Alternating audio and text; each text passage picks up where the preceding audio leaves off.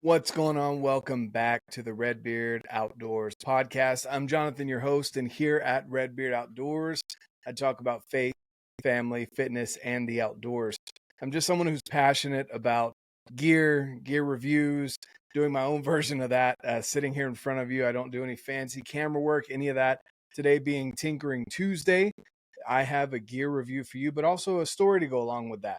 I'm going to tell you a little bit about my first whitetail hunt, how that went, and then overall up to this point, the two big game animals that I've been able to kill with my bow and to bring the meat home to my family, and the gear that I used for that, and what I recommend just off of personal use, and etc. Just having a good conversation as if we're sitting here in front of each other. And then, of course, on Saturdays, I have the sit down with a bunch of different people. It could be from individuals that are in the industry, the outdoors industry, to the fitness industry, working with Phorm, some of the companies that I work with, or just someone like you and me that just enjoy telling our stories, someone that I've enjoyed listening to, have followed along, and want them to get their story out to you so that you can understand there's people out there that are making that daily grind and progress that you may not even see on social media if you're on social media. So, with that being said, guys, today being Tinkering Tuesday, I'm going to talk to you, like I mentioned, about my hunt in Ohio, my whitetail hunt.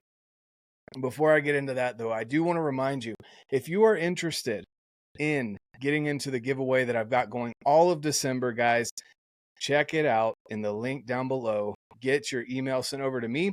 I'll send you in return all of the details that you need to know for your entry into the giveaway. I'm giving away a day pack from Teton Sports, a day hiking backpack, so that you can use on your daily hikes. You can give it to one of your kids, etc. When you go out, it's an awesome backpack. It's going to come with a hydration bladder and a tube as well from Teton Sports. And I'm packing it full of Phorm Outdoors protein bars, some protein sticks. If I can get this box up here. Protein sticks from Phorm. Guys, best snacks on the market. Also some protein bars, and they are amazing. Let me tell you, I'm gluten-free. It's hard to find a good protein bar that doesn't taste like chalk, and it's just hard as a brick when you are gluten-free. But these protein bars, guys, are outstanding. 20 grams of protein in that protein stick I just showed you, the meat sticks, and 20 grams of protein or more in the protein bars as well. So get entered in on that giveaway. Check out the link down below, and I'll shoot you the details in the email. So that being said, guys, let's get into it. I know you're here for the story. So let's start. Let's kind of set the stage here. Almost a year ago, a buddy of mine, Justin, sent a text to me and a couple of other people just inviting us out to his family property up in Ohio. And I don't know anything about whitetail hunting, but I said, sure, I'd love to. That sounds like an amazing trip. I've never been. I'm always up for new experiences, and I'm excited to go check out this property. So it's a mix between public and private out there in Ohio. And anyway, long story short, the year passes. We get things planned out. I pick up a saddle, platform. I get kind of prepped as much as I think I can. My bow is dialed. I've already killed an elk this year. My first bull elk, which I'm super excited about. If you haven't seen that story, definitely check it out. With that being said, I'm getting pretty excited to get up in a tree. As I'm getting closer to the whitetail hunt, I realize I don't really climb trees. I was never a tree climber as a kid, and I haven't really tried to climb trees. Like I've put the platform up, messed around with it before getting out in the tree stand saddle situation, but I've never done it in a real life scenario. And I've never done it 20 feet off the ground. And I don't know if I've ever actually been in a tree 20 feet off the ground in my entire life before that week. So anyway, we go out there and I'm flying in. I choose an airline that I've never had issues with flying with my bow, flying with firearms, never had an issue with luggage getting lost. Well, I guess my luck was up. My bow got lost. I arrived late Saturday night. We were supposed to drive through the night so that we could hunt Sunday morning on the property. And guess what? My bow wasn't there. And what I was even more frustrated about was I was supposed to be getting some content for the bow company that I was working with. And and it wasn't there. So normally what airlines will tell you to do is go and make your purchases, if it's clothing, etc., and they'll reimburse you until the luggage gets to you. Well, they put a rush on it, which to me, a rush would be getting it on the same flight as my other luggage. And my other checked luggage got there just fine. But anyway, we waited for that late night flight. The last one for the night came in. My luggage wasn't on that flight. They told me it'd be on the first flight in the morning, which didn't get in till almost 11. It was like 10:30, 11ish in the morning, which means I was going to be losing the morning hunt, which I was frustrated about because, again, I know enough about whitetail to understand that, repetitions in the woods, enough sits is kind of what you need to be able to get one down. And my goal going into this hunt was, for me personally, it was a forky or better. I was not going to shoot a spike, and a forky would be iffy. I'd be looking more for a 6-point or better, pretty much. So 3 on each side at least. And I was hoping to get 2 does down. So anyway, I was a little frustrated, to say the least, about them losing my bow. Graciously, my buddy let me stay the night at his house. I really appreciate that. Thanks for opening up your house to me, bud. And stayed the night, so we had to drive 45 minutes the opposite direction of the land we were going to be hunting. And then we drove back the next morning, picked up the bow, and then we drove the 2 hours to get to the property that we were going to be hunting. Met his dad, got to know the property a little bit. There's no cell phone service, just so you guys kind of can set the stage here. There's a bunch of Amish people, which was awesome to see their handiwork, to see the horse and buggies, to learn a little bit more about their culture while I was out there. But there's a lot of mix between public and private property. And I was really excited to just get out in the stand. And so we sit Saturday or Sunday night, and I'm going to get these sits mixed up, but basically I saw does every single time I was in the stand. And they were telling me, you should hold off, don't shoot a doe. We want to use them as basically as bait to bring the bucks in, which that's a little crude way of saying it. I'm sure there was some other ideology behind it, but basically that's what it was, what I understood. So I was like, cool, that's fine. I'll wait till at least halfway through the week before I shoot a doe. I wanted to come home with at least some meat and have the experience of a whitetail hunt, bringing home some meat. So sit Sunday night, Monday rolls around, and same thing, sat the morning, got up early in the morning, went, sat the stand, waited till about, it was like 10:30, 11 o'clock, got back down, I worked, and then I'd go back and sit in the stand in the afternoon.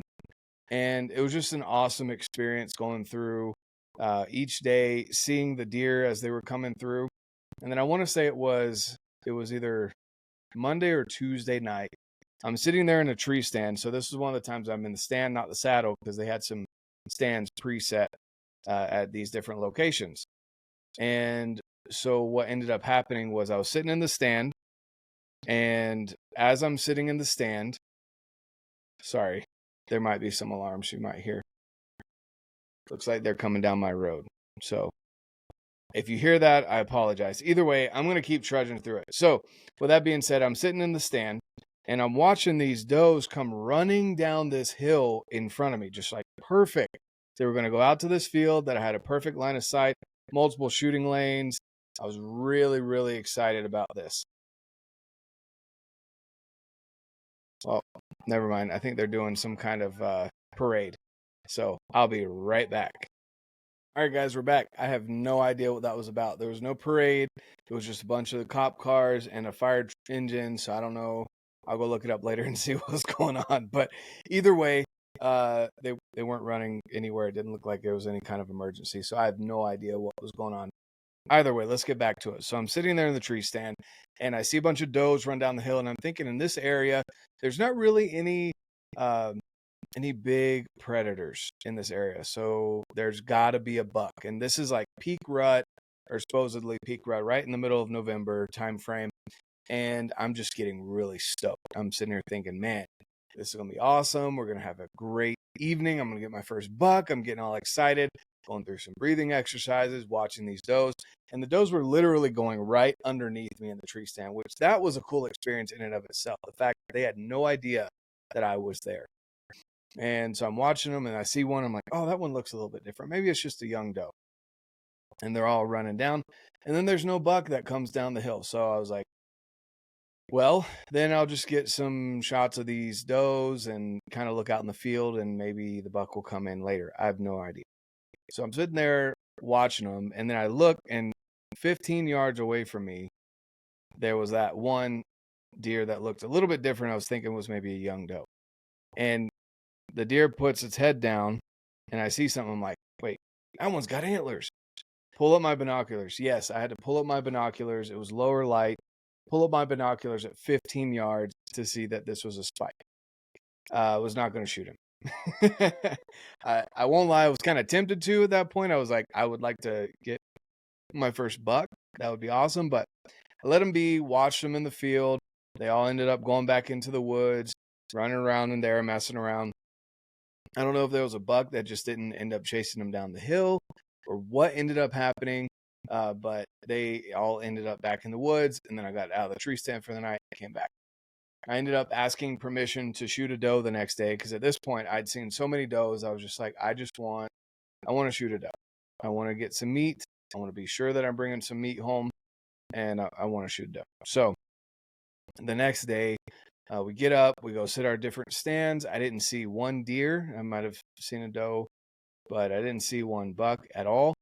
And I get home or home back to the cabin, and we go out for lunch, go back to the city or the town, get some cell phone service, do some more work, go get some lunch. And then on our way back, buddy texted us saying that, hey, here at the cabin, there are does that are out, in the back part of the property that bedded up on this hill over here.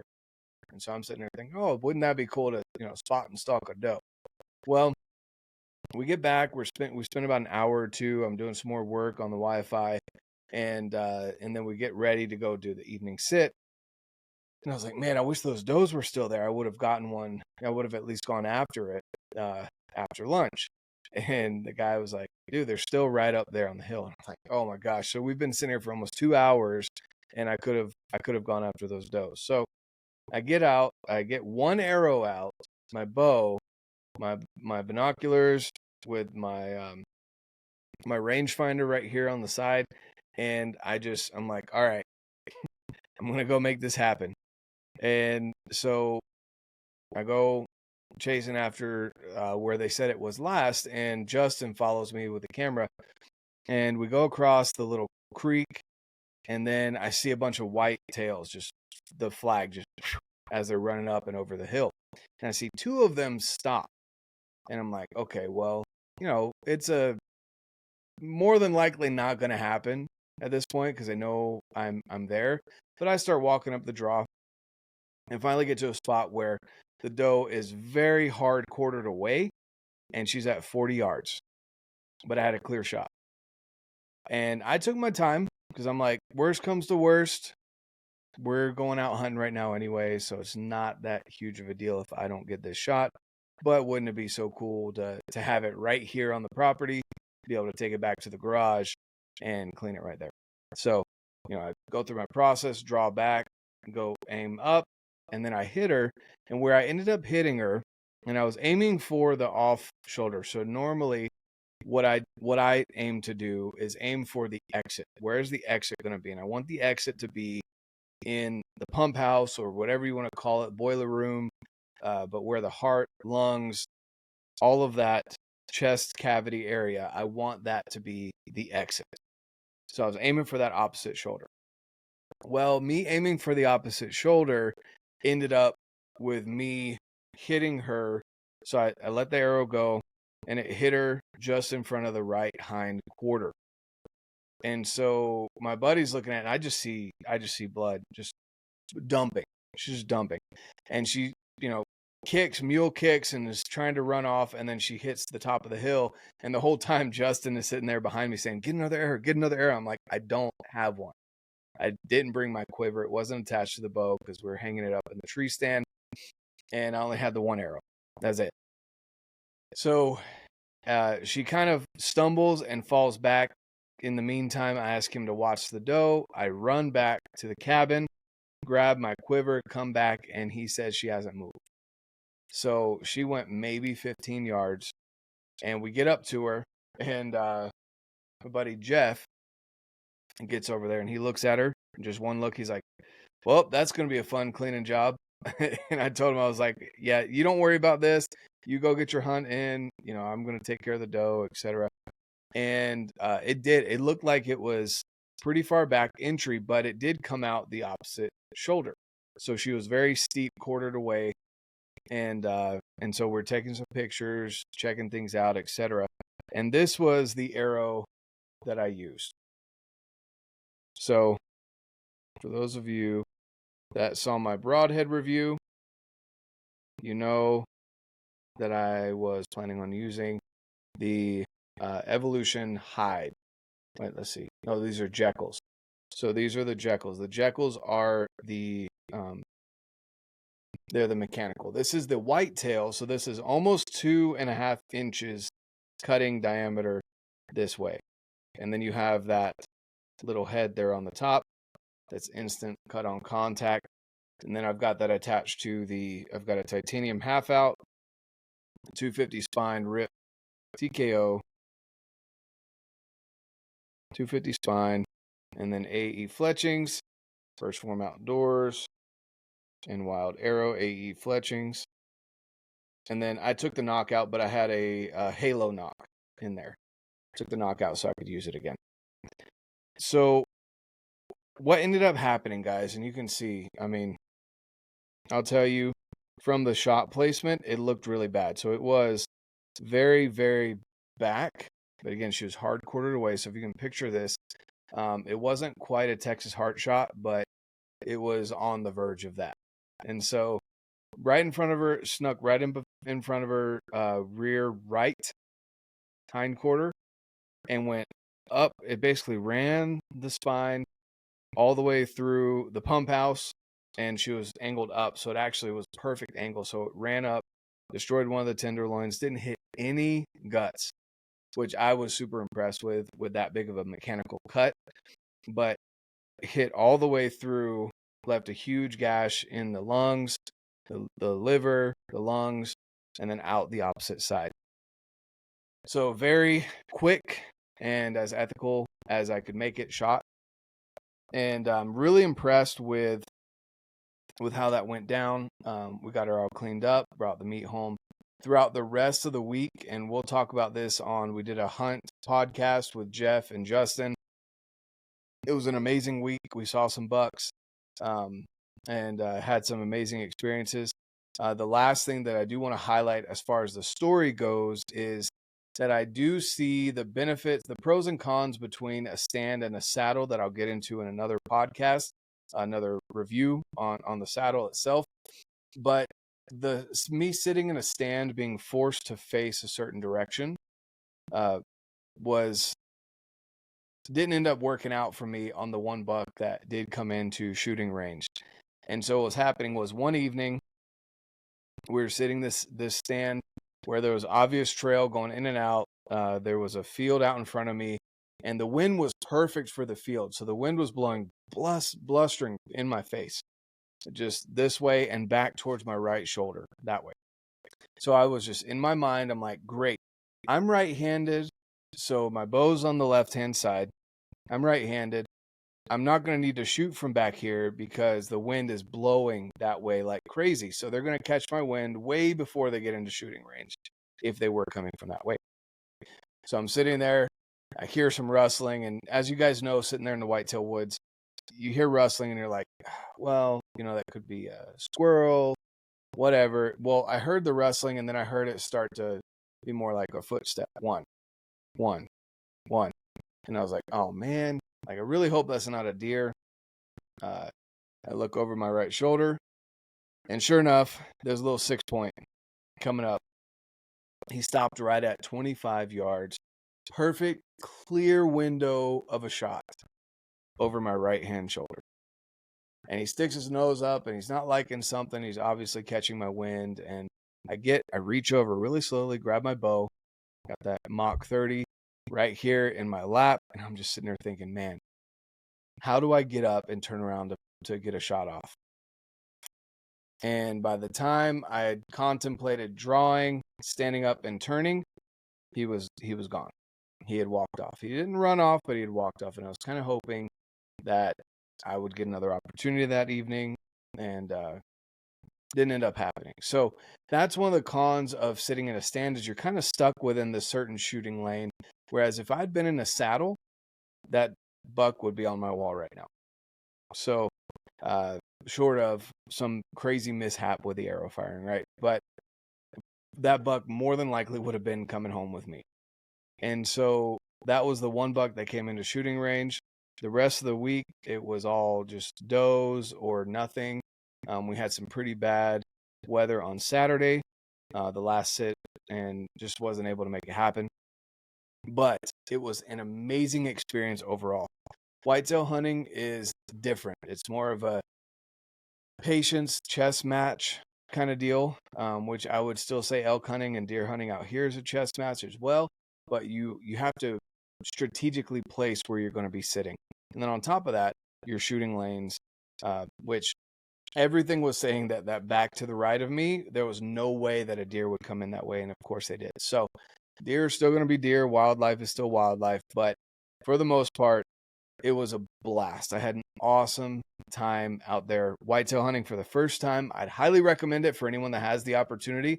Get out in the woods, get some of that quiet time, let your mind rest, or go over, maybe review some things that you could do better. Those are all things that I would highly recommend for people going out and doing some whitetail hunting. Even if you go and sit in a box blind, or if you sit in a pop-up blind, whatever it may be, get out in the woods. It's a lot of fun. It is so much fun to get out there, to watch the deer interact with each other, to see the does, see the bucks, which we saw more bucks, just again, not within shooting range for me. And just had a blast, guys. I'm telling you, getting out in the woods, Midwest, East, out West, whatever it may be, get out in the woods. Now, I want to highlight some stuff, guys, right here. So let's talk a little bit here about this broadhead. So the two big game animals that I've put down this year so far is a whitetail doe, and this is the whitetail edition of the evolution Jekyll. Let's see, Dr. Jekyll, Mr. Hyde. That's how I remember it. Dr. Jekyll, Mr. Hyde. So this is the Hyde. I apologize, guys. This is the Hyde because Dr. Jekyll is the more he's the fixed blade, and Mr. Hyde is the crazy cut mechanical. So that one is the whitetail edition, which is almost 2.5 inch cut when these blades are out like that. I'm not going to bring them out all the way.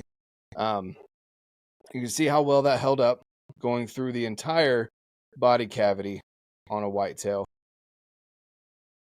And then that cut on contact head right there is pretty sweet. And then this is the same arrow, just with the normal 2-inch cut. And this is what went through my elk. So that's the normal 2-inch cut that you would get on the normal hide. That is just devastating. I'm telling you guys, that was devastating on my elk, and it was devastating on the white-tailed doe. Both of them didn't go a combined 40 yards from where they were shot. The elk went maybe 20, and the whitetail, I believe, went 15 to 20 yards.